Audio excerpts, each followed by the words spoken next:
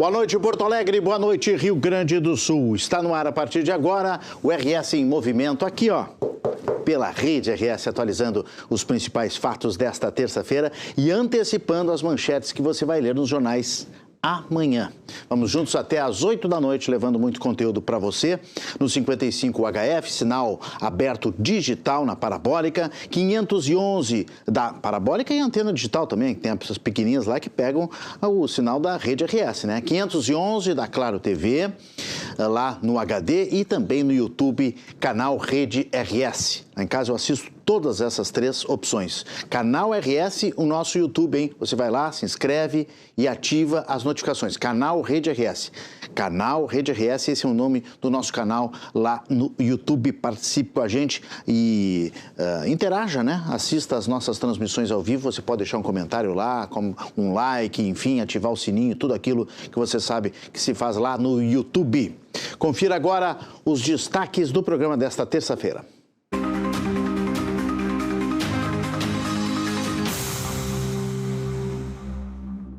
No programa de hoje tem mais um episódio do Projeto Rio Grande. O RS em Movimento debate os problemas do Estado e ajuda a achar soluções. Seguimos recebendo os políticos que já ocuparam a cadeira mais importante do Piratini, os ex-governadores gaúchos, que falam de suas experiências e projetam os principais desafios para o próximo chefe do Executivo.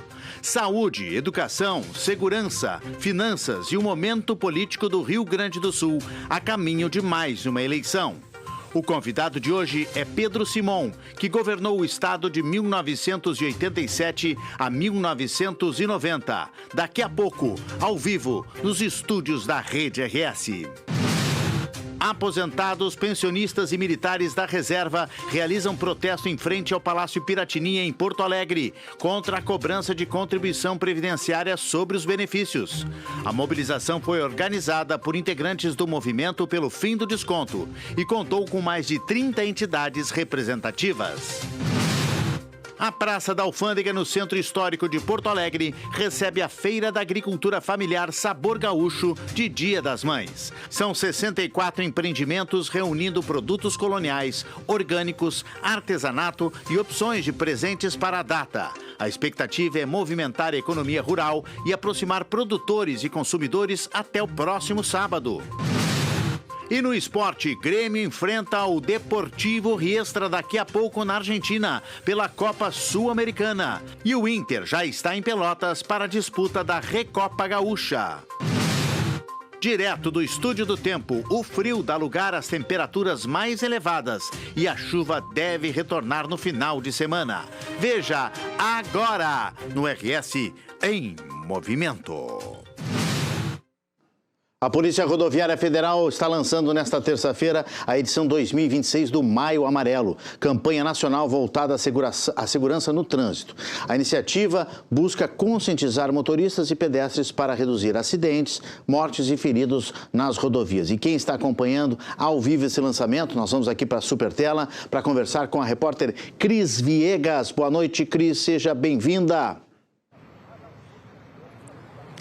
Boa noite, Renato, a você, a todos que estão conosco.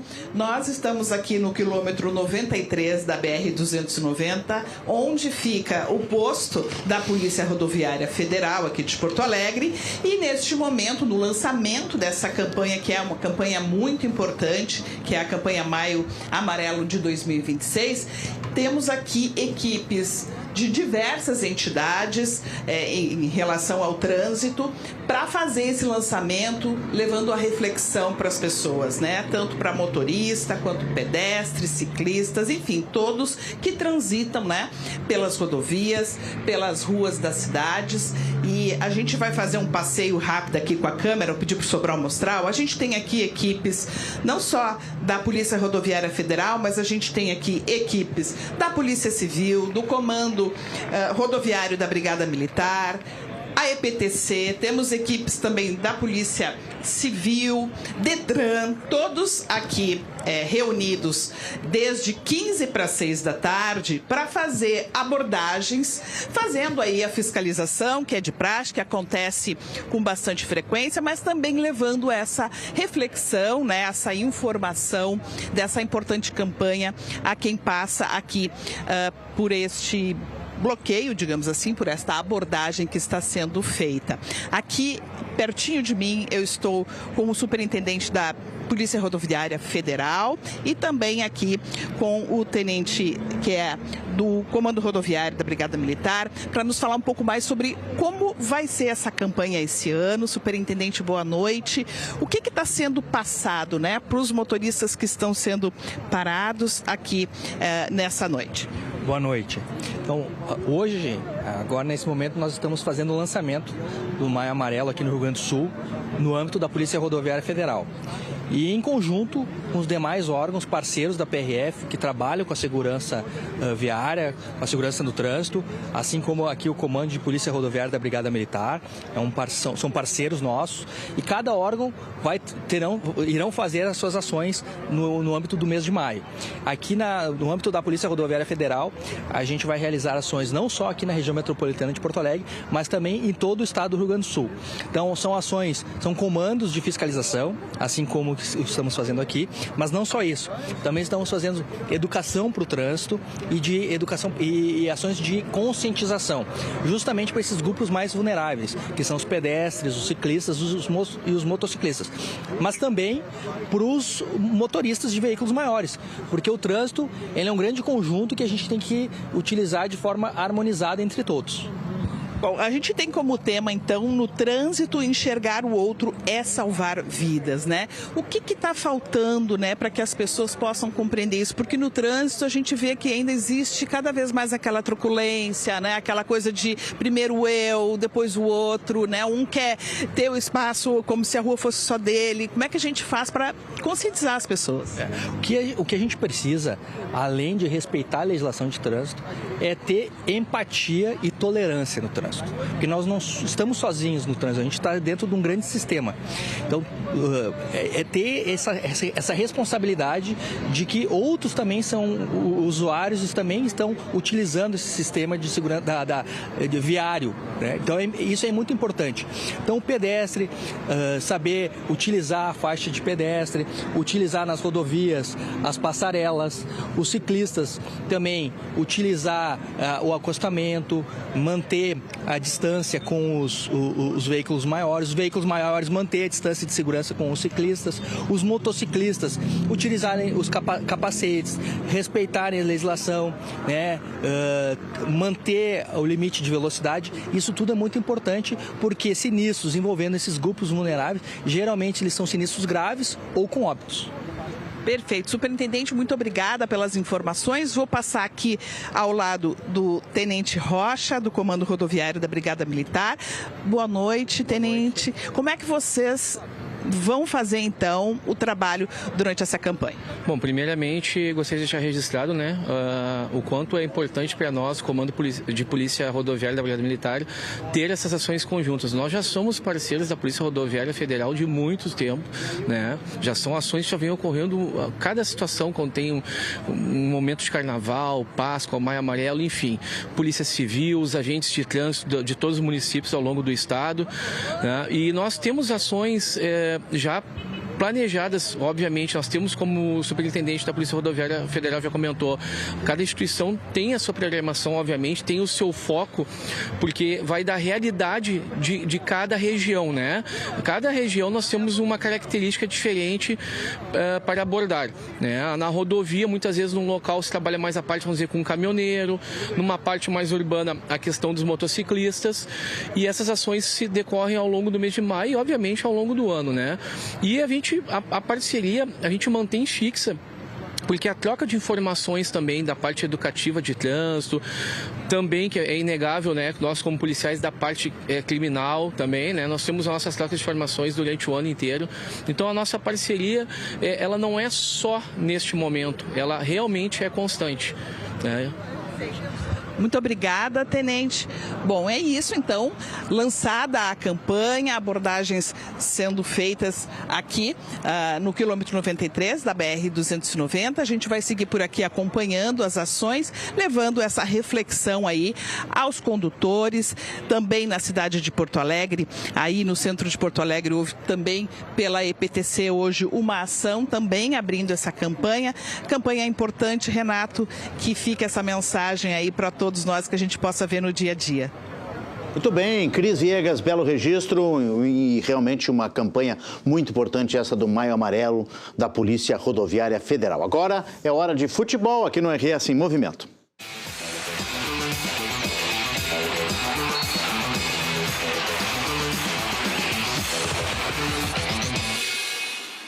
Rogério Amaral, boa noite, seja bem-vindo. Boa noite, Renato Martins, muito obrigado. Dia de bola rolando a partir das 7 horas pro Grêmio. Daqui a pouquinho o Grêmio, né? E tem novidades aí na equipe do Grêmio.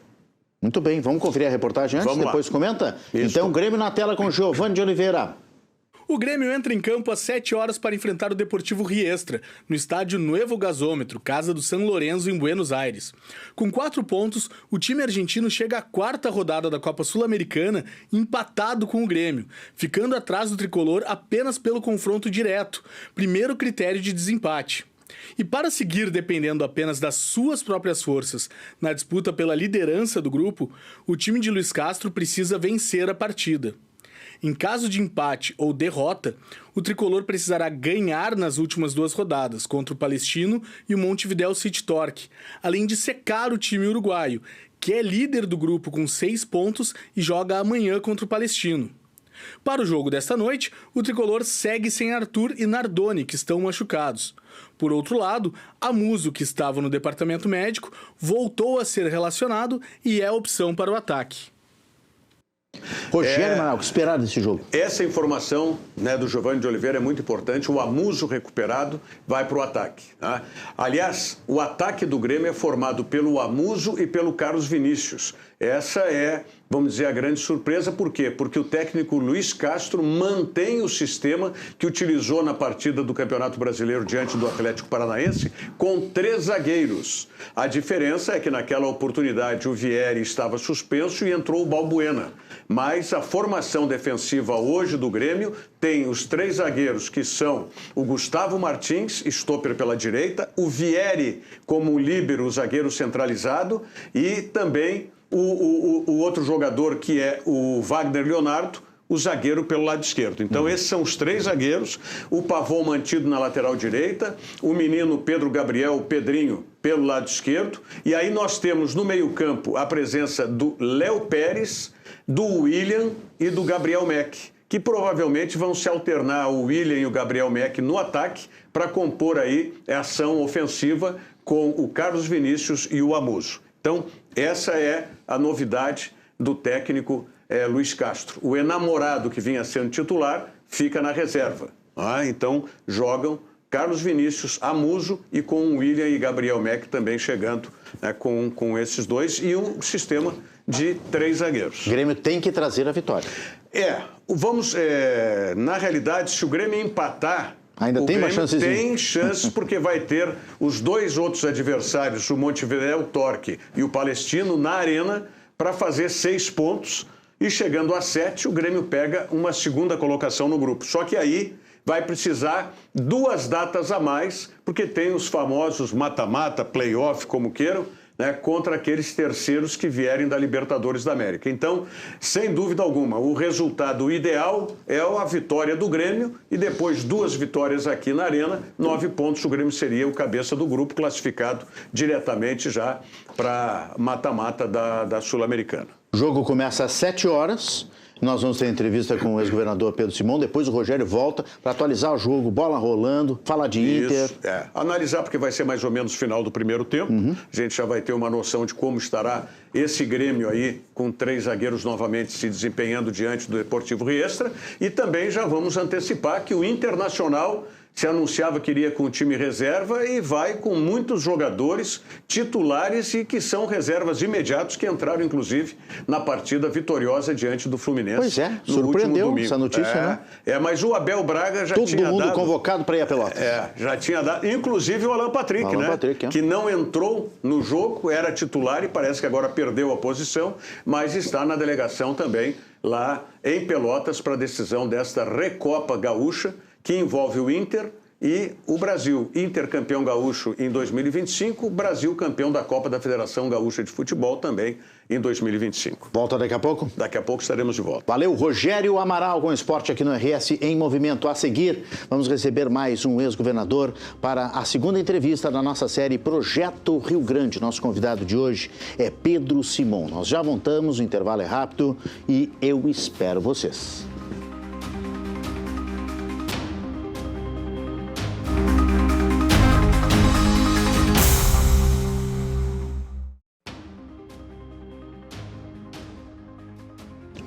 Estamos de volta com o RS em Movimento aqui na Rede RS, a primeira emissora de jornalismo em TV aberta do grupo Box Brasil. Sequência a nossa série de entrevistas na busca pelas soluções das principais dificuldades do Rio Grande do Sul. Para isso, convidamos pessoas que já estiveram no comando do Estado e que sentaram na cadeira do governador. Não com o intuito de criticar gestões anteriores ou gestões que vieram após os seus mandatos, mas sim com o propósito de somar ideias que possam contribuir com a construção desse Rio Grande pujante que tanto sonhamos e queremos. Novamente vamos falar sobre diversos assuntos: segurança pública, saúde, educação, momento político do país e muitos outros temas. Começa agora mais uma entrevista do Projeto Rio Grande.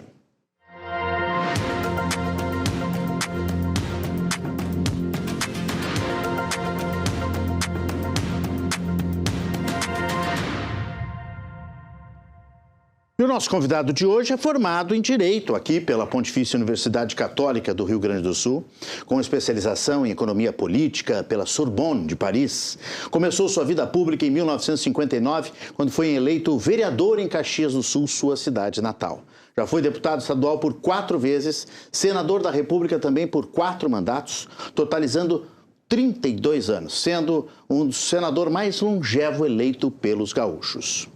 Em novembro de 1986, foi eleito governador do estado pelo Rio Grande do Sul, pelo PMDB. Venceu o pleito de forma histórica, sendo escolhido para ocupar o Piratini com o voto de mais de 2 milhões de gaúchos. Recebemos com muita honra aqui no RS em Movimento o ex-governador do estado do Rio Grande do Sul, Pedro Simon. Governador, boa noite, seja bem-vindo, muito obrigado. Muito obrigado, muito feliz de poder estar aqui. Essa realização espetacular. Eu sou um filho da PUC, comecei no Rosário e terminei a faculdade e pós-graduação, professor universitário, mas estou vendo pela primeira vez. Que maravilha. E fico encantado. Começou com o Rosário. Rosário. Olha só, depois foi até a faculdade. Tirei o ginásio no Rosário, tirei o científico no Rosário, tirei a faculdade de Direito no Rosário e a pós-graduação no Rosário. Então conhece muito bem essa área aqui da Pontifícia Universidade Católica. Eu sou o filho do irmão Otão. Foi um reitor espetacular. Foi o iniciador de toda essa obra. Muito bem. Do nada ele criou a Pontifícia Universidade Católica. Indo de grau, eu me lembro quando nós fomos, eu era presidente acadêmico da Faculdade de Direito, e ele me levou com ele para o batalhão aqui em Porto Alegre. E ele tinha aqui um esquadrão de política montada militar, e ele fomos mostrar para o general que essa fase mais a brigada era tudo crescer, avançar, mas pegar um terreno espetacular para botar cavalo aqui, não havia necessidade. Olha, o general Casquino voltou para fora. Você não entende a importância da brigada militar. E ali ele conseguiu. E hoje eu vejo fantástico. A nossa PUC é uma das grandes realidades do Rio Grande do Sul. Que maravilha, que maravilha. A memória do governador Pedro Simão é espetacular. Está conosco aqui também o Thiago Simão, filho do ex-governador, primogênito, né? Advogado como pai, foi deputado estadual, presidente da FASC, secretário municipal. Muito boa noite, Thiago. Prazer te receber aqui também. Boa noite, Renato. Uma honra estar de novo contigo, acompanhando aqui na condição de acompanhante aqui desse belíssimo programa. Fiel escudeiro, né, Thiago? Essa série, né, o Rio Grande discute os desafios. Acho que é realmente muito importante extrair essa sabedoria dos nossos governadores, porque o Rio Grande tem grandes desafios e, ao mesmo tempo, tem grandes líderes. Então, parabéns. Eu pensei que o Thiago ia vir como fiel escudeiro para ajudar em alguma memória, alguma lembrança, mas não precisa. Não vai precisar. 96 anos e sabe tudo, lembra tudo, os nomes, os detalhes, as histórias, é impressionante. Eu sou apaixonado pela PUC. Eu sou dos que passaram por aqui. Que maravilha. A página mais bonita da minha vida, eu passei aqui. Que maravilha. Me lembro como se fosse hoje na formatura da nossa universidade, quando o irmão Otão fez uma coisa que me deixou agradecer ao jovem Pedro Simão, porque nos anos que ele esteve aqui na PUC, ele levou o prestígio da PUC para o universo inteiro. Nós temos uma Semana Internacional de Estudos Jurídicos e Sociais e a PUC realmente brilhou com a sua competência, com a sua capacidade. E daquela fase para hoje, por amor de Deus, é o primeiro lugar no Brasil. Que maravilha. Governador, eu preciso dar um pulo na história para nós chegar nos anos 80 e falar da sua eleição, que foi histórica, 1986. Nos conte um pouquinho daquele período. Foi um período difícil, né? Veio a ditadura, impuseram uma força em todo o Brasil, e os militares se adonaram, praticamente tomaram conta. E foi uma luta. Nós aqui na PUC, o irmão Otão, o desembargador Baltazar, diretor da Faculdade de Direito, os estudantes, os jovens, uma campanha espetacular em defesa do Brasil e em defesa da democracia. E a PUC trabalhou nisso. Trabalhou sensacionalmente. E posso dizer que naquela retomada da democracia, os estudantes da PUC tiveram um papel excepcional. E os irmãos baristas, com a sua dedicação, com o seu carinho, com o seu afeto, escreveram uma das páginas mais bonitas da história do Brasil. Olha, eu me emociono até hoje. Eu era um garoto, um jovem estudante, e entramos na briga e fomos adiante. Lutar quando tinha que lutar, brigar quando tinha que brigar, defender a democracia quando tinha que defender. E um Otão na frente, o desembargador Baltazar na frente, os maristas com a batina ou sem a batina, de calça comprida, caminhando na luta pela democracia. Valeu a pena. No movimento Diretas Já, inclusive, né? O senhor ao lado de Ulisses Guimarães. O Diretas Já nasceu aqui. Foi uma ideia minha. Ah, nasceu aqui, Nasceu no Centro Acadêmico Maurício Cardoso, da Pontifícia Universidade Católica.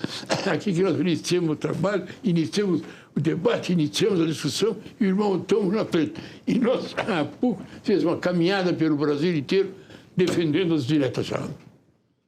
E aí depois conseguimos, né, a eleição direta. Jair Soares estava no governo. Em 86, então, a eleição que foi histórica, o senhor ganhou com mais de 2 milhões de votos. Foi um trabalho bonito. Eu era um jovem, trabalhei a vida inteira nessa campanha. O nosso Centro Acadêmico Maurício Cardoso, que está aí até hoje, comandou um movimento pelo Brasil inteiro.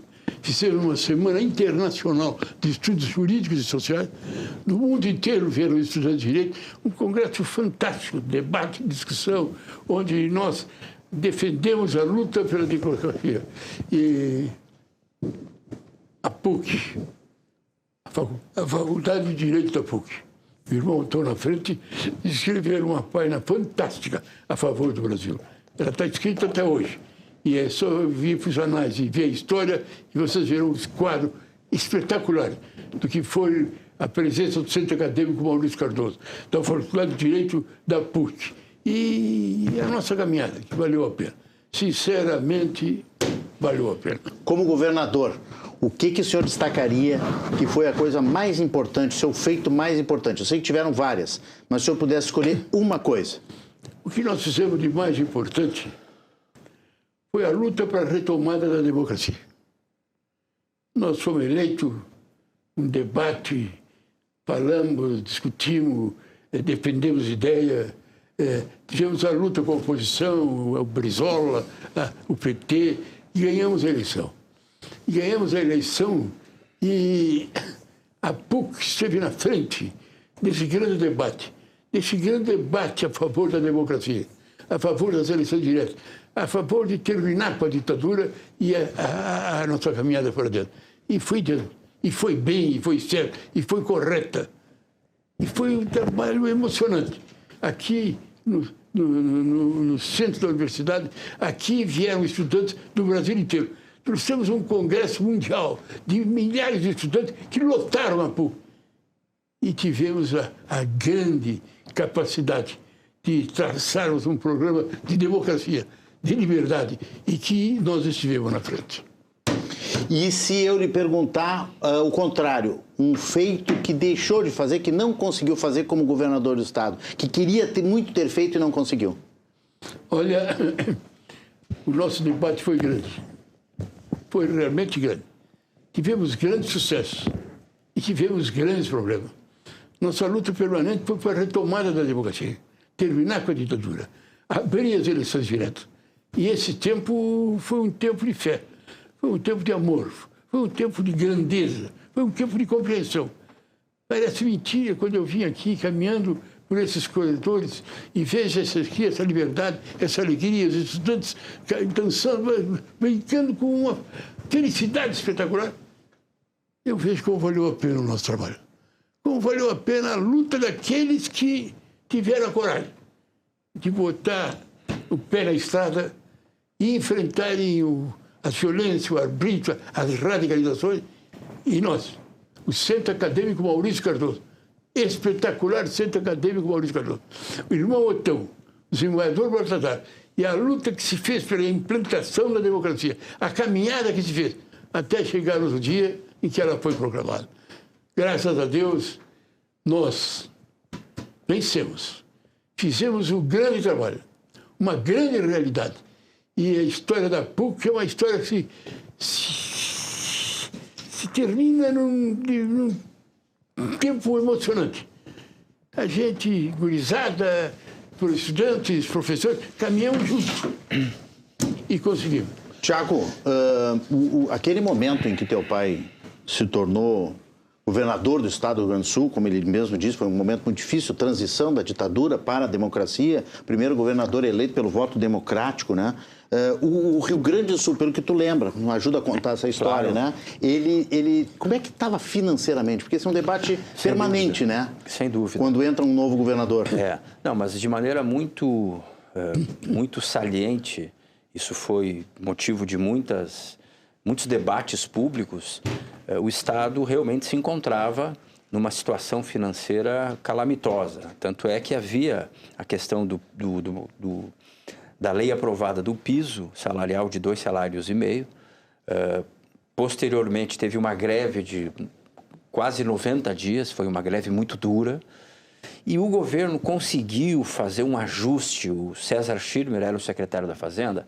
Ele conseguiu fazer um ajuste fiscal importante no primeiro ano, acumular um fundo, e com a hiperinflação, com o overnight, eles conseguiram multiplicar... Overnight, aquele fundo que rendia de madrugada para não desvalorizar o dinheiro. Exatamente. Então, o Estado recuperou uma capacidade de investimento de 23% do PIB. Para você ter uma ideia, hoje está em torno de 11%. Sim. Com a venda das estatais, sem pagar, com a suspensão do pagamento da dívida, né? Sim. Mas a média do Rio Grande do Sul era 5%, 6% naquele tempo, e isso possibilitou grandes investimentos em infraestrutura. E a marca, eu poderia dizer, talvez o pai por um pouco de descrição, mas a grande marca do governo Simon foi a infraestrutura. Foram 2.500 quilômetros de estradas, uma estrada do mar feita em 11 meses, né? Estrada do mar, exatamente, que desafogou a BR-290 e tantas rodovias. Então, assim, eu acredito que foi um governo, como tu disseste, de transição democrática. Eram 25 anos de ditadura, que vinham de governos não eleitos, né, com muito aparelhamento da máquina pública. E, graças a Deus, a gente teve investimentos muito importantes para o desenvolvimento do Estado.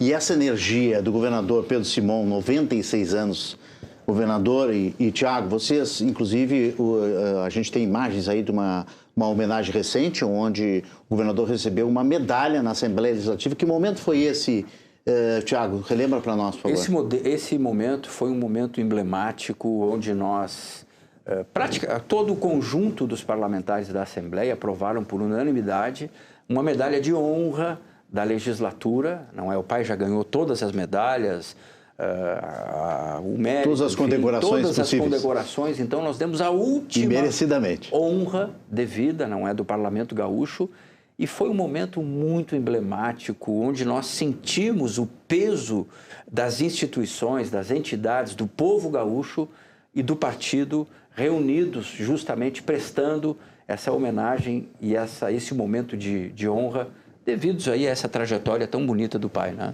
Como é que foi esse momento aí, governador? Foi emocionante. Eu chorei, não consegui conter as lágrimas, porque conseguiram fazer uma reunião que fizeram um conjunto da obra. E o conjunto, ali, naquele local ali, estava o Brasil inteiro.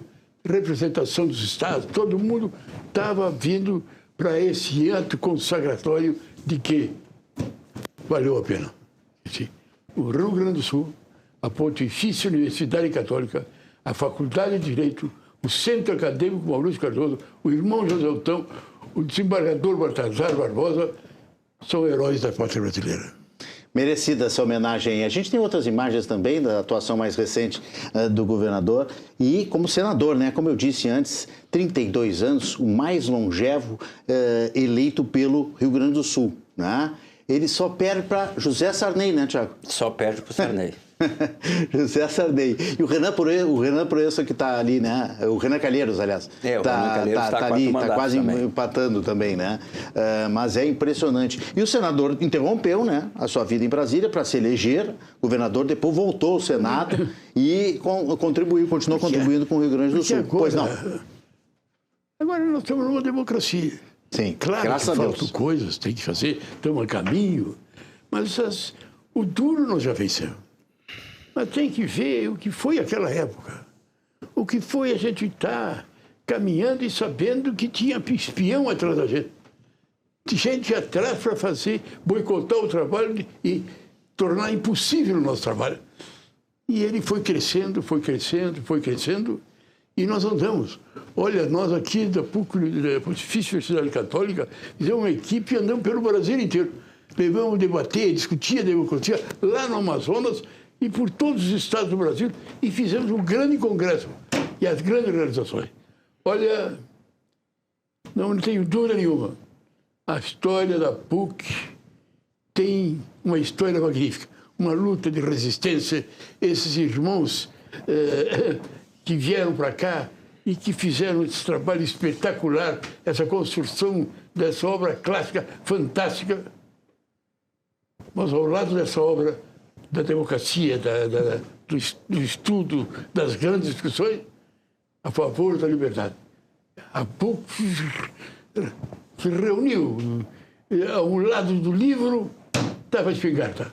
E nós presentes, lutando, nos esforçando. E olha, que bom. Governador. Que bom que essas coisas aconteceram. O senhor ainda vota? Vai votar na eleição agora? Vou votar. Título de eleitor ativo. Com meus 96 anos, vou votar. Vai votar para governador Gabriel Souza? Governador e vou votar para deputado do meu filho, Tiago. Vai votar para deputado aí. Hoje ainda podemos abrir voto, ainda que não estamos na legislação eleitoral. Que, aliás, mas é um movimento natural. Eu tenho muito carinho, andou comigo, ele um estudante, andou pegando os livros lá e caminhamos por todo o Rio Grande do Sul e andando pelo Brasil. E ele foi um grande colaborador, um extraordinário colaborador com a mocidade, com a Aramoça, e que, se Deus quiser, vai na Assembleia Legislativa continuar o seu papel. Com o meu voto. Muito bem, muito bem. E o que o senhor recomenda para o próximo governador que for sentar na cadeira do Palácio Piratini, seja ele quem for? Eu sei que o senhor tem o seu candidato, mas seja quem for. Qual é o primeiro ato? Primeiro ato... A maior preocupação? É reunir as forças. Entender que tem que ser um governo de equipe. Nós vamos ter a grandeza, falo em nome do MDB, se como nós, o nosso candidato é um jovem competente, muito responsável, muito capaz. E como vice-governador está fazendo realmente uma bonita demonstração de fé e está se preparando para ser o nosso governador. Tenho certeza que fará um bom trabalho. E ele terá que fazer o trabalho de luta no sentido de o Rio Grande avançar. O Rio Grande tem que crescer, tem que desenvolver, tem que dar as mãos. O Rio Grande tem uma equipe de técnicos, uma equipe de professores, uma equipe de gente capaz, responsável e que sabe o que quer. Então eu creio que essas incompatibilidades, esses problemas, essas dificuldades, nós haveremos de vencer. E o Gabriel, com a sua equipe, chamando a atenção da sociedade brasileira para o trabalho que ele vai fazer, fará um trabalho realmente positivo. O MDB tem um candidato, e esse candidato é o Gabriel. E ele, com a sua inteligência, com a sua capacidade, com a sua honorabilidade, o desejo de fazer e de acertar, eu tenho certeza que nós vamos fazer um bom governo. Nós vamos fazer um governo de desenvolver, de crescer, de avançar. E eu tenho a convicção absoluta de que o tempo é de Rio Grande. O Rio Grande do Sul estará presente. E o nosso Estado avançará, crescerá, desenvolverá nesse novo Brasil, nessa realidade que temos que buscar, de um país crescendo, desenvolvendo, avançando em termos de futuro. Eu creio que com o Gabriel e com a nossa gente, o nosso povo, haveremos de caminhar. Escuta o que eu te digo, vale a pena. Vale a pena mesmo. Estou escutando. Mas o próximo governador, seja ele quem for, o Thiago Simão me corrige se eu estiver errado, vai ter um problema de caixa, né, pela frente, que é um desafio, porque nós vamos ter que voltar a pagar a dívida com a União Federal. E esse é um grande desafio, né, para governar o Rio Grande do Sul a partir de 2027. Na verdade, eu defendo que essa dívida, Renato, ela é impagável. Ou, talvez, por outro ângulo, ela já foi paga. Inclusive, a própria OAB tem uma ação interposta no STF, fundada no anatocismo, que é a cobrança de juros sobre juros. Entre entes federativos. Que é proibido por lei, né? Exato. Então, assim, é muito preocupante, realmente, a retomada. Essa dívida hoje representaria aí na ordem de 4 bilhões por ano, recursos que são investidos na saúde, na segurança, na educação. Então, eu acho que esse é um dos desafios. Na verdade, nós observamos que os estados do Sul e Sudeste já têm expressado uma imensa inconformidade com o desenho do Pacto Federativo. Hoje, nós temos o Fundo Constitucional previsto na Constituição de 88, sendo direcionado para as regiões Norte, Nordeste e Centro-Oeste. E as regiões Sul e Sudeste, principalmente o Rio Grande do Sul, que precisa desse recurso, o Rio de Janeiro, eles estão se movimentando. Até a Fiergs fez uma grande articulação para incluir a questão do Fundo Constitucional, porque, sem dúvida, né, a dinamicidade do crescimento econômico do Estado e, consequentemente, a receita caíram, e nós vamos precisar de alternativas para superar esse desafio. E o governador, o que acha em relação ao caixa do Estado? O que pode ser feito nos próximos anos para conseguir desenvolver o Estado, investir e não pagar tantas dívidas, especialmente essa com a União? O problema é que, se nós analisarmos com profundidade, essa dívida do Rio Grande do Sul é uma dívida impagável. Na verdade, está aí, botaram nas nossas costas e praticamente nós não temos condição de pagar. Eu defendo realmente que há necessidade e que uma parte dessa dívida seja revogada. Porque, na verdade, o Rio Grande não deve. O Rio Grande sofreu perseguições, a sua dívida aumentou, sofreu a falta de apoio, de estímulo, e estamos aí hoje nessa situação. Eu tenho a convicção de que nós, um programa objetivo, que nos coloque na realidade as condições de avançar, de crescer e desenvolver, nós vamos adiante. Agora, nós temos que fazer uma análise dessa dívida, um debate dessa dívida, das coisas que estão aí e que nós não somos responsáveis. O dia que tiver a clareza de sentar na mesa, nós e o governo federal, e dizer, na verdade, item por item, questão por questão, nós vamos verificar que o Rio Grande do Sul, essa história, pagou um preço muito caro, muito difícil.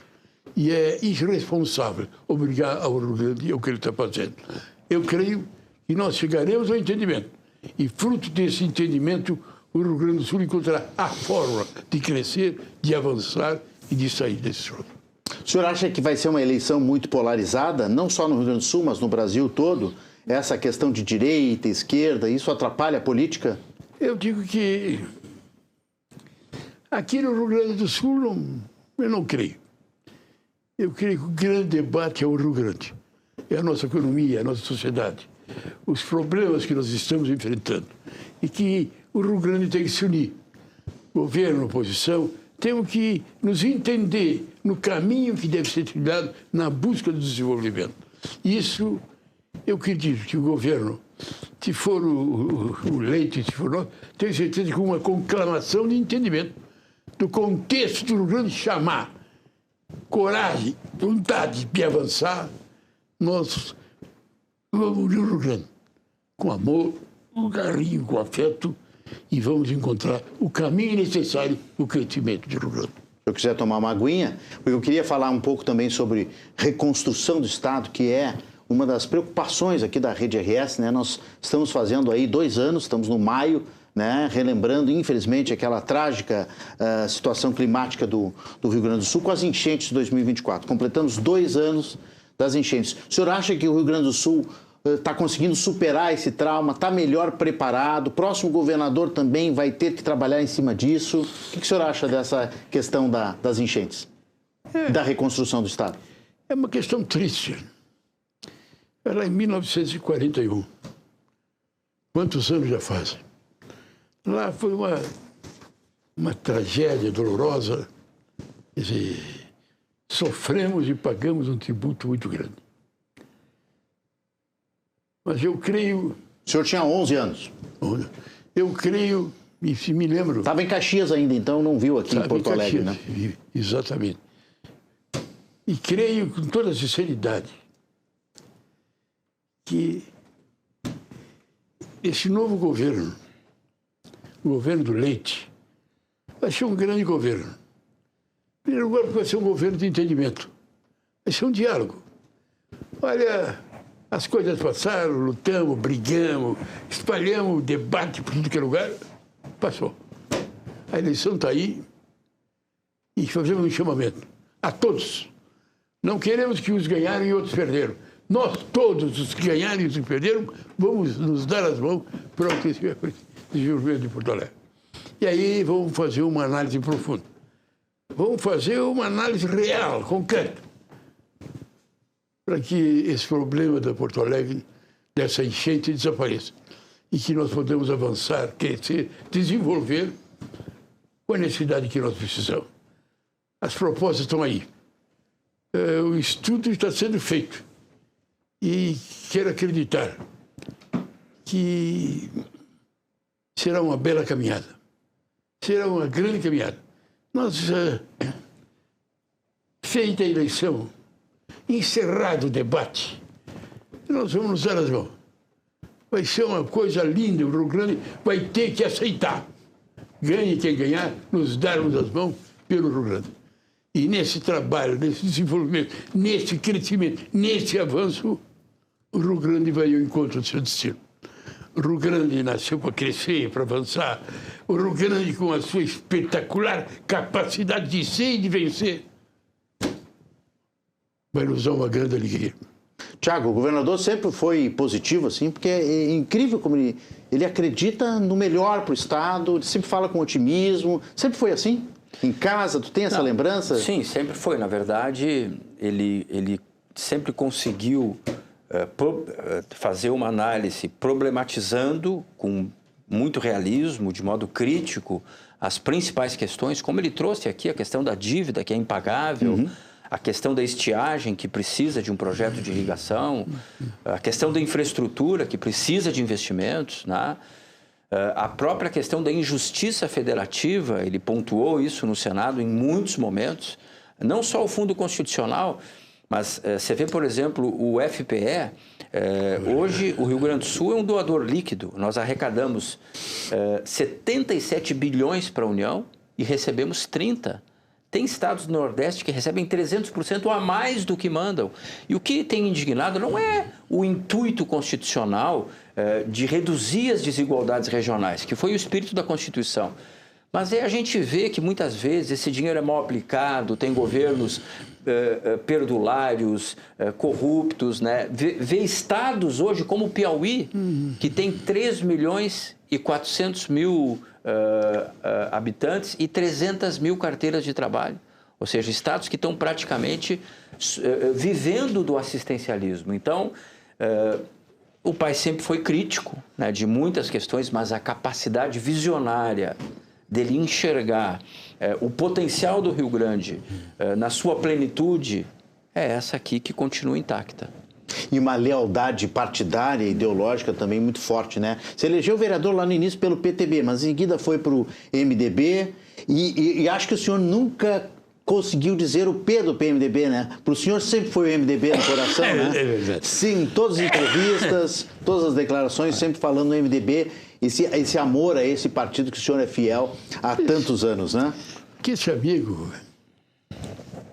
era uma ditadura, um regime militar.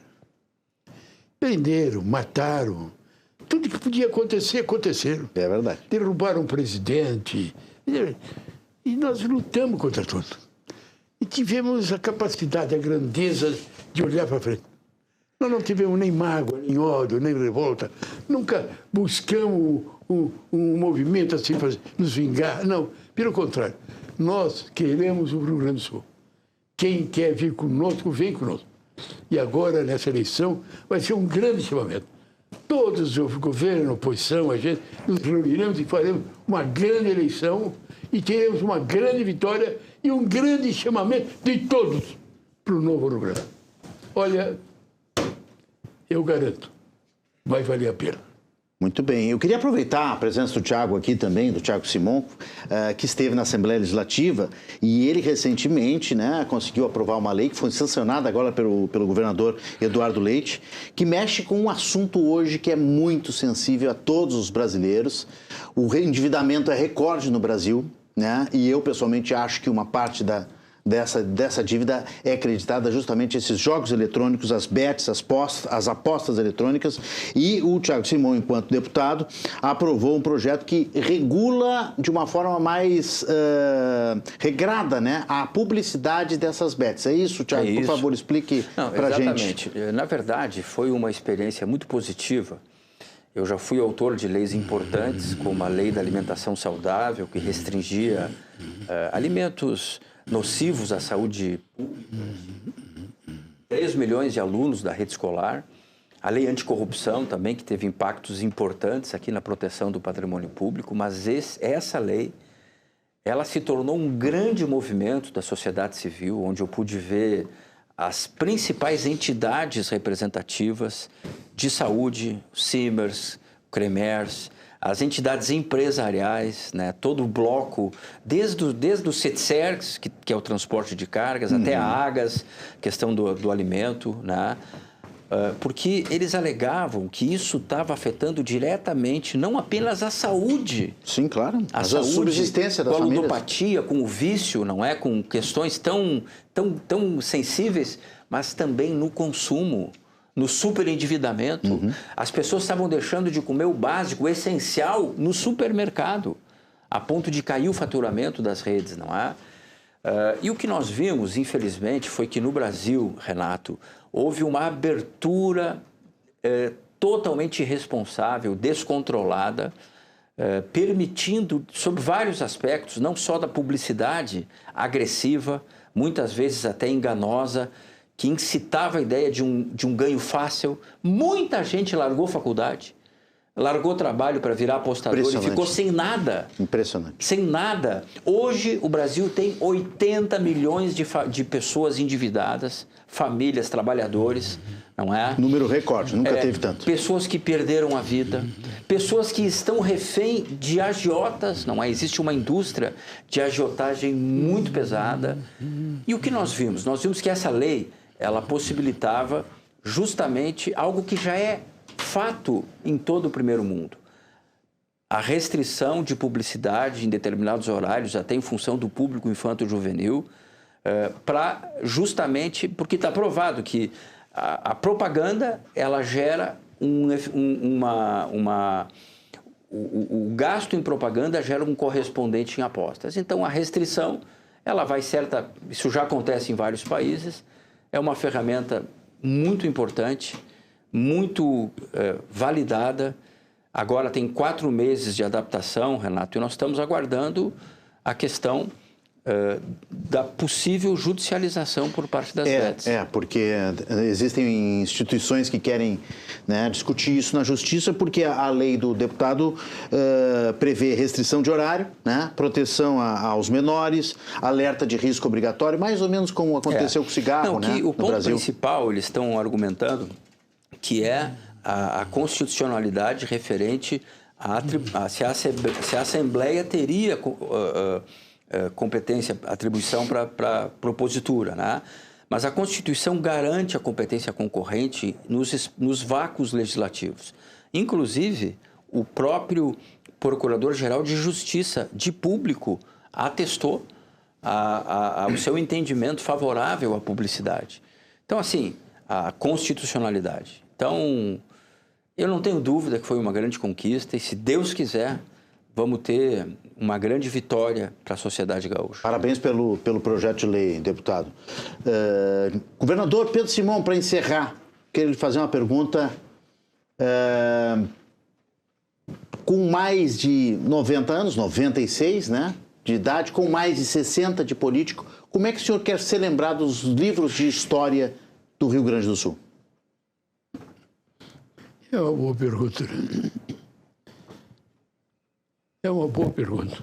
Mas a resposta será melhor, muito melhor. Porque eu tive diversas fases da minha vida. Como estudante, eu tive a oportunidade de ter uma atividade muito marcante.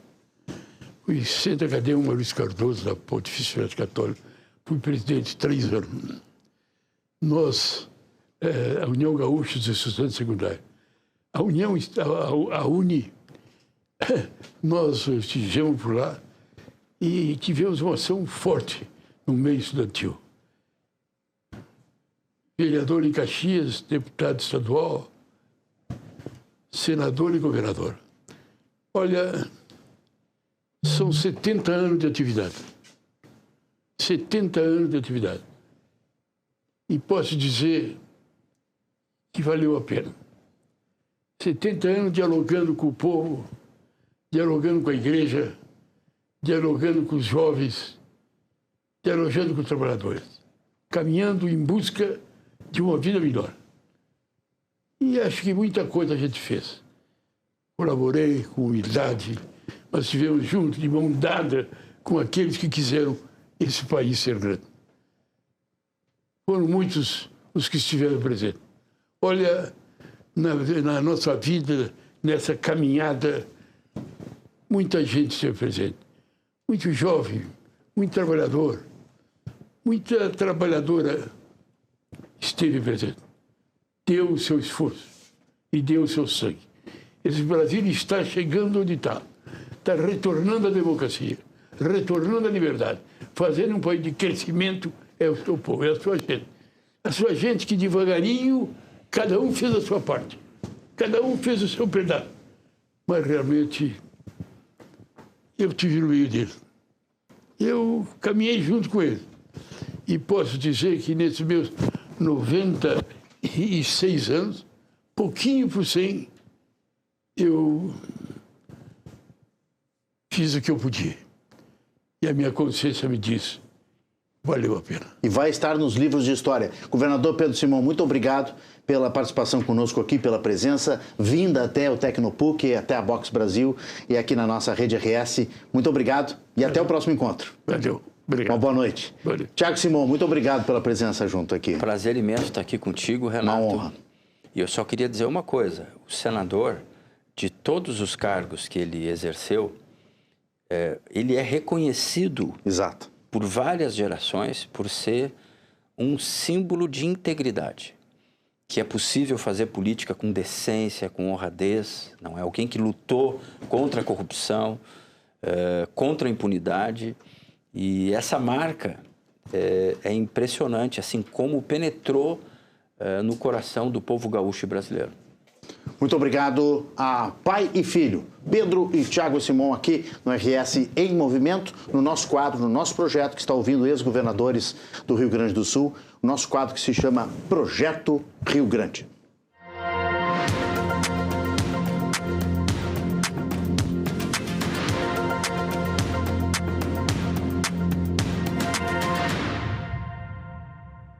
A seguir, pensionistas e militares da reserva se reúnem em frente ao Palácio Piratini, em Porto Alegre, pelo fim do desconto previdenciário. Esse e muitos outros assuntos, depois do intervalo, tem atualização do esporte, Grêmio e Inter, em seguidinha, a gente já volta.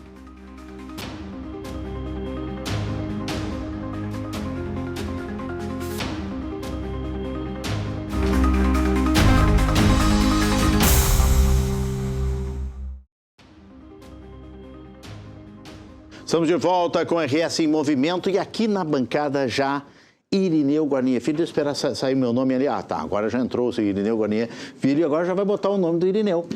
O nosso apresentador do Ponto de Conexão, todos os dias, 9 da noite. Tudo bem, Irineu? Seja bem-vindo. Tudo bem, Renato, boa noite. Qual é o assunto do Ponto de Conexão hoje? Então, hoje nós vamos falar sobre um dado interessante que aparece aí nas pesquisas mais recentes do IBGE. Cada vez mais brasileiros estão morando sozinhos. Há uma tendência aí crescente de as pessoas morarem sozinhas, por várias razões, né, Renato? Aí entram em cena várias razões, né? Pessoais... Falta de paciência.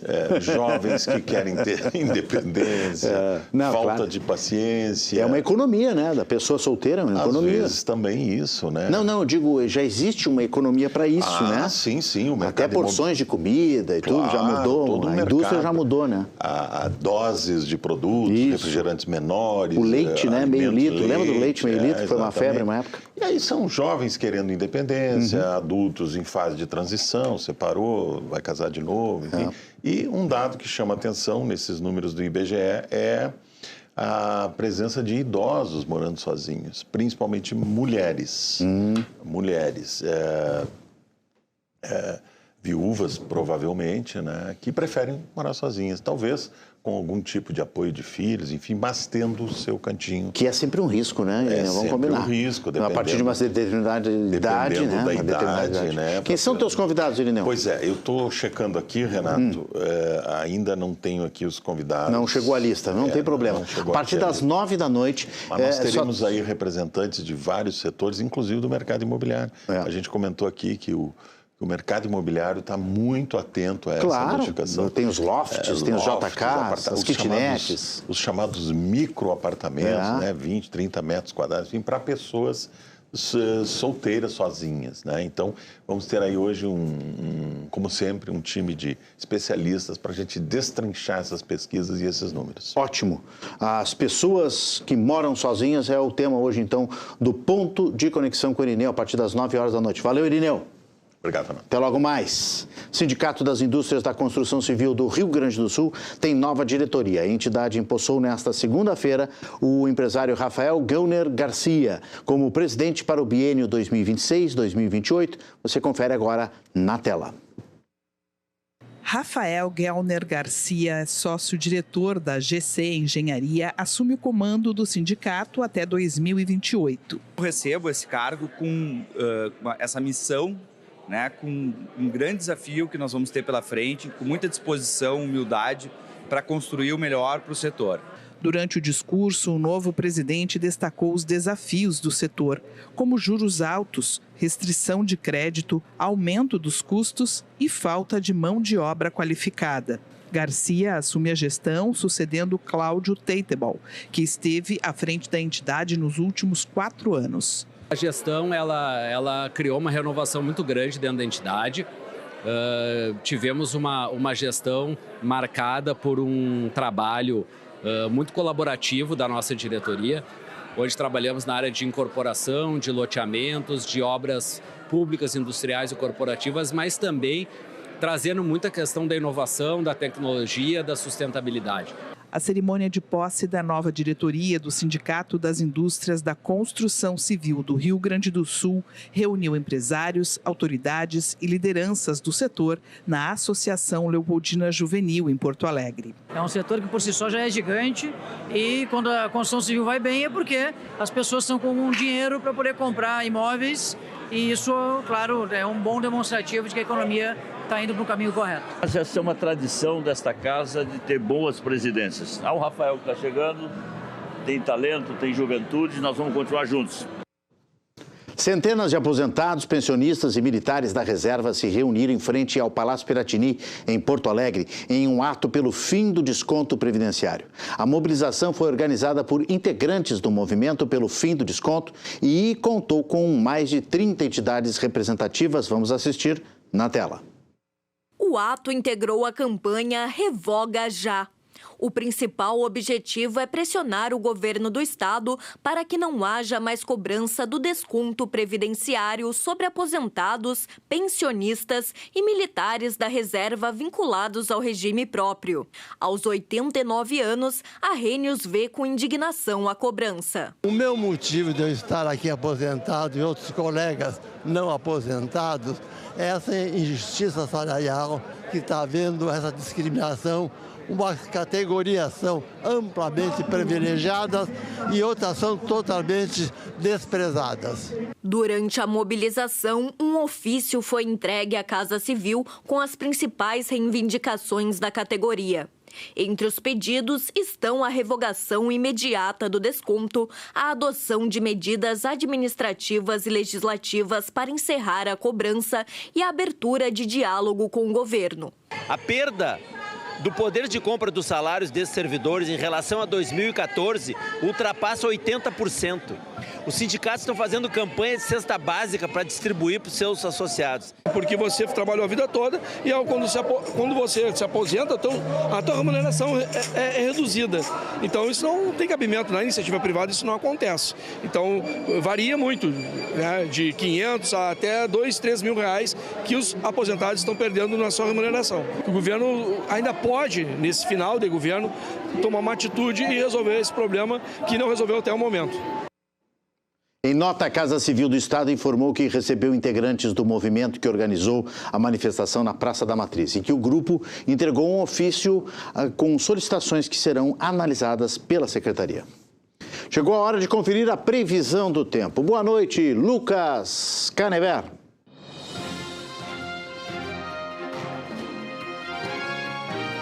Olá, boa noite, Renato, e boa noite para você também que nos assiste. Eu falei aqui no Estúdio do Tempo que essa semana ia ter chuva, sol, calor e frio. Hoje já deu para a gente perceber essa mudança na temperatura. Ontem o Rio Grande do Sul registrou marcas negativas, mas hoje as mínimas ficaram acima dos 10 graus em todo o estado. Tudo indica que a quarta-feira vai ser de calor aqui no Rio Grande do Sul, com temperaturas próximas ou até acima dos 30 graus. Só que esse calor todo pode provocar pancadas de chuva isoladas lá no sul do estado, principalmente no extremo sul, perto de Santa Vitória do Palmar e de Chuí, onde são esperados até 30 milímetros de chuva. No resto do estado, a previsão é de tempo firme, com o sol até aparecendo entre nuvens e temperaturas elevadas.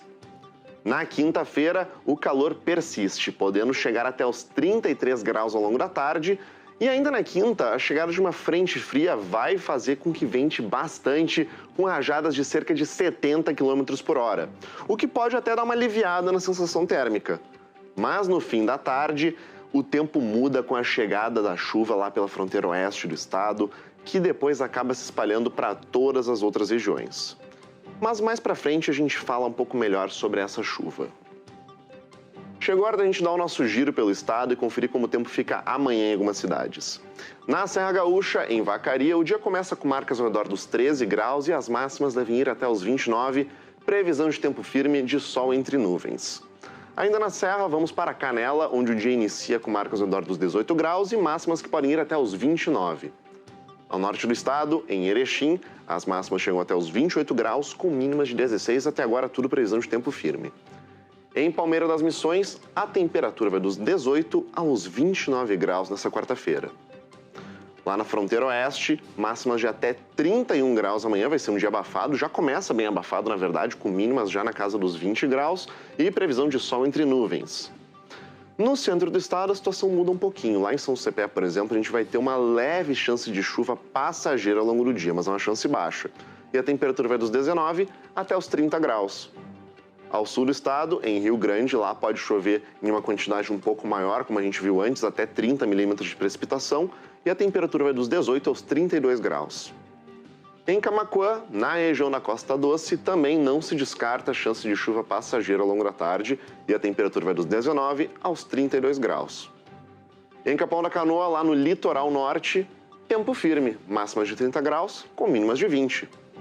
E aqui em Porto Alegre, a capital dos gaúchos, amanhã a gente ainda vai ter um dia de tempo firme, com marcas dos 20 aos 31 graus, e o sol vai aparecer entre nuvens. Por hoje é isso, pessoal. Eu vou ficando por aqui, mas amanhã eu volto com mais previsão do tempo, inclusive projetando o fim de semana.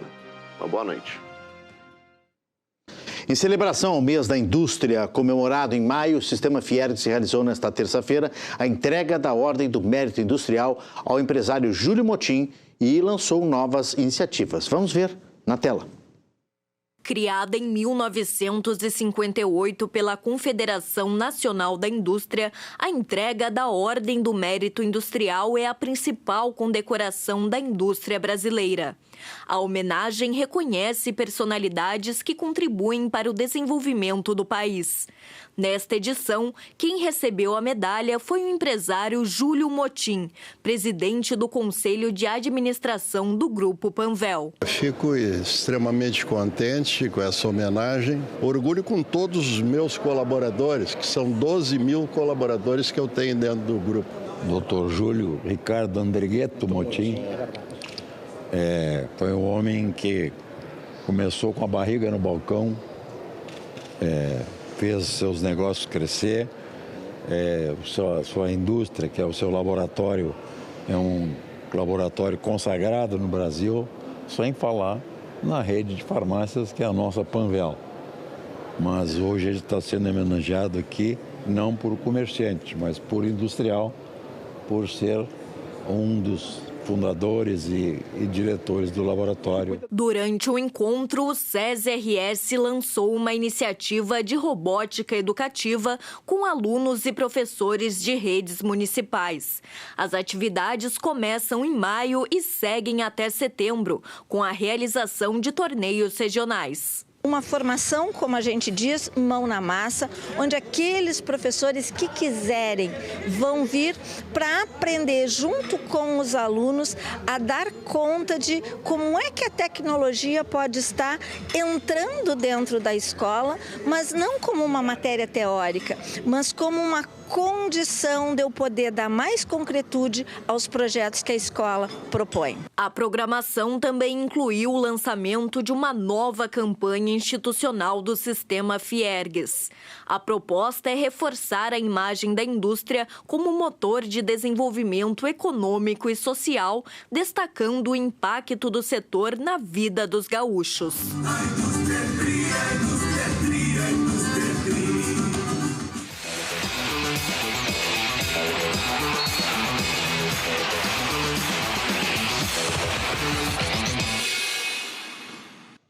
E volta ele, Rogério Amaral, com notícia boa, Rogério, é isso? Com notícia boa, estamos chegando ao final do primeiro tempo lá. Sabe qual é esse estádio?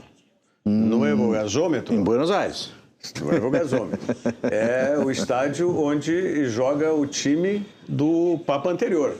Ah, do São Lourenço? São Lourenço. São Lourenço é o estádio do Evogazômetro. Do Papa Francisco. Papa Francisco, argentino. Que Francisco, era um ferrenho torcedor do São Lourenço, né? Terminou agora, primeiro tempo 1-0 para o Grêmio, gol de pênalti do Carlos Vinícius, numa grande jogada. O pessoal fala, alguns falam mal da tal bola longa direcionada. Sabe o que é isso? Sabe o que é bola longa direcionada? Eu imagino, né? É um recurso dentro do futebol, né, que quando você está sendo atacado, ao invés de querer sair tocando, já posiciona alguém de referência na frente. Tá? E faz a bola longa direcionada. Não é um chutão para frente, bola longa direcionada. Sim, para alguém, para cair em alguém. O Grêmio estava sendo atacado, o Balbuena, né, entra, tá? Domina a bola no seu campo ainda e faz um lançamento longo para o Amuso. Mas isso não é a tal da ligação direta, Rogério? Também pode também ser. Né? É que a gente fala ligação direta num sentido um tanto quanto pejorativo, como se não fosse um recurso técnico. Sim, Mas os treinadores usam a expressão bola longa direcionada, que ela pode ser tanto direcionada para o atacante que vai fazer a jogada, como foi o caso de hoje, como ela pode ser direcionada para um atacante que é mais alto, que vai fazer um trabalho de pivô e uma segunda bola sobrar para um outro atacante.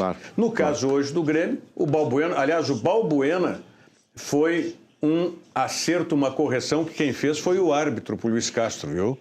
Porque o Luiz Castro entrou com o Wagner Leonardo. Sim. Lembra? Sim, que falasse Só na tua que, primeira entrada. Ao contrário do que eu imaginei que o Vieri fosse o zagueiro centralizado, não.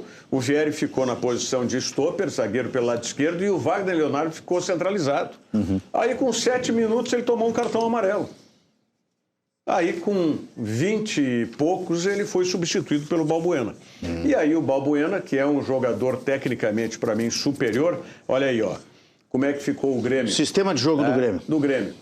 Com a entrada já do Balbuena no lugar do Wagner Leonardo. Gustavo Martins, stopper pela direita, Vieri, stopper pela esquerda, e o Balbuena entrou centralizado, como se fosse o líbero, não é, no lugar do Wagner Leonardo. Ele pega uma bola mais ou menos ali no grande círculo, ainda no campo do Grêmio, tá? E aí faz uma bola longa direcionada para o Amuso, que estava em progressão. Sim. O Amuso entra na área, tá? Dribla o primeiro, quando ele vai driblar o segundo para ajeitar para o pé direito, ele é calçado pênalti. E aí sabe quem bateu? Carlos Vinícius. Carlos Vinícius, que tinha errado 3 contra o Palestino. É verdade, ele errou os 3 anteriores. Então, esse é o posicionamento esse com o Gabriel Meck, com o William. E o Grêmio, claro que está sofrendo a pressão do Deportivo Riestra. É normal isso que aconteça, não é?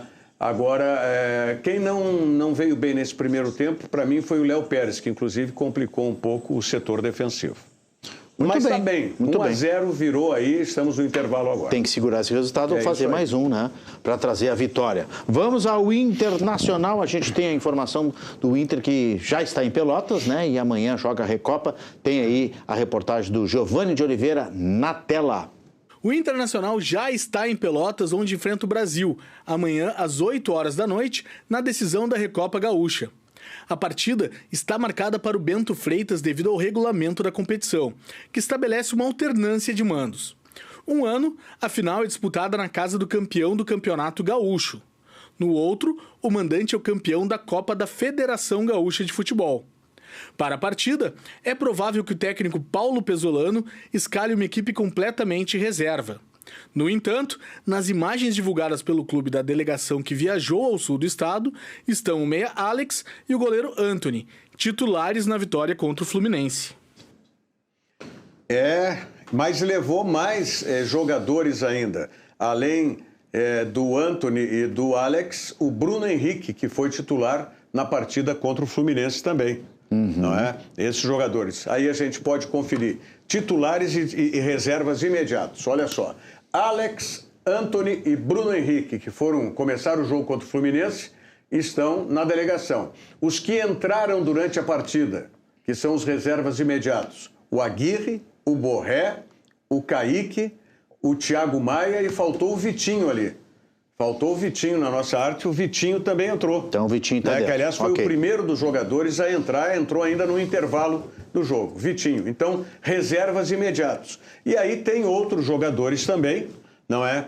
Que ficaram na reserva, como o Alan Patrick, o Bruno Tabata, o Cleito Sampaio, o Juninho, o Cauã Jesus, o Paulinho e o Ronaldo, reservas do jogo contra o Fluminense, não entraram, mas também foram. E aí, esses não relacionados no jogo do Fluminense, porque esses aí são os jovens, né, que foram. O Diego Esser, que é goleiro também, o Fabrício Prado, Gabriel Vinícius, João Bezerra, João Kempis, João Vitor, Luiz Felipe e Pedro Cauã, que também é goleiro. Quer dizer, são vários jogadores jovens, tá? E tem o destaque, né, desses jogadores que foram relacionados pela primeira vez. Tem debutantes aí. Tem debutantes do Internacional. Né? O Fabrício Prado, que é um centroavante, 16 anos, apenas 16 anos o Fabrício Prado, não é? O Luiz Felipe, lateral esquerdo, também 16 anos. Tá? Não, 19 anos, perdão, o Luiz Felipe, que é lateral esquerdo. E o Gabriel Vinícius, que é um meio-campista de 18 anos. Então, esses são os debutantes aí no jogo de amanhã, né, contra a equipe do Brasil na decisão da Recopa Gaúcha, né, em Pelotas. Muito bem, e temos mais um material aqui do Ipiranga de Erechim. Sim, o jogo que ontem não saiu por causa da neblina lá em Erechim. Ah, é? Neblina? E que foi realizado hoje à tarde, e o Ipiranga, isso, né, pela Série C, e o Ipiranga venceu a equipe do Ituano. Tem as informações aí, então, vamos ver o Ipiranga de Erechim com o Lucas Canever na tela. O Ipiranga chegou à terceira vitória em 5 rodadas na Série C. A partida contra o Ituano no Colosso da Lagoa estava marcada para ontem, às 8 da noite. Mas o jogo foi adiado devido à neblina que se formou sobre Erechim. Na tarde desta terça-feira, o dia de sol iluminou o Ipiranga. Léo Rafael tabelou com Danielzinho e marcou o primeiro. Muito feliz pela vitória, né? Uma vitória em casa que nos coloca ali no bolo ali dos primeiros colocados. E feliz por poder ajudar com mais um gol aí. Vamos pra cima. Depois, Estevão recebeu na entrada da área e acertou um belo chute. Final, Ipiranga 2, Ituano 0. Com o resultado, o Ipiranga chega a 10 pontos e ocupa a 4ª posição na tabela de classificação. Claro, neblina então, só podia ser com o Lucas Canever. Lucas Canever. Boa.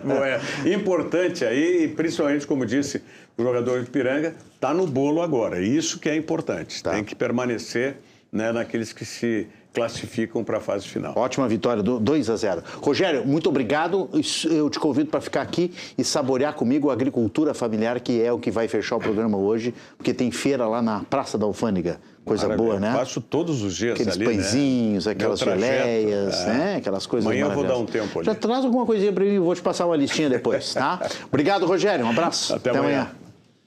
A Praça da Alfândega, no Centro Histórico de Porto Alegre, ali onde o Rogério Amaral passa todos os dias, recebe até o dia 9 de maio, agora sábado, a Feira da Agricultura Familiar Sabor Gaúcho de Dia das Mães. 64 empreendimentos reunindo produtos coloniais, orgânicos, artesanato e opções de presentes para a data. A expectativa é movimentar a economia rural e aproximar produtores e consumidores. Vamos assistir na tela. Queijos artesanais, vinhos, salames, mel. Os sabores e aromas do interior do Rio Grande do Sul tomaram conta da Praça da Alfândega. A Feira da Agricultura Familiar Sabor Gaúcho reúne produtores de diversas regiões do estado, trazendo alimentos e artesanato feitos diretamente por pequenos agricultores. A gente traz 14 diferentes tipos de queijos para esse evento, tá? Então, com ênfase, lógico, nos produtos autorais, que são formulações próprias, tá? Desde o tradicional, um queijo autoral com 100 dias de maturação, produzidos a partir do leite cru, e eles saborizados, maturado no chopp, uma versão dele defumado e também um maturado no café. Bom, eu vou experimentar agora aqui, ó, como bom jornalista que gosta de café, eu vou experimentar o de café.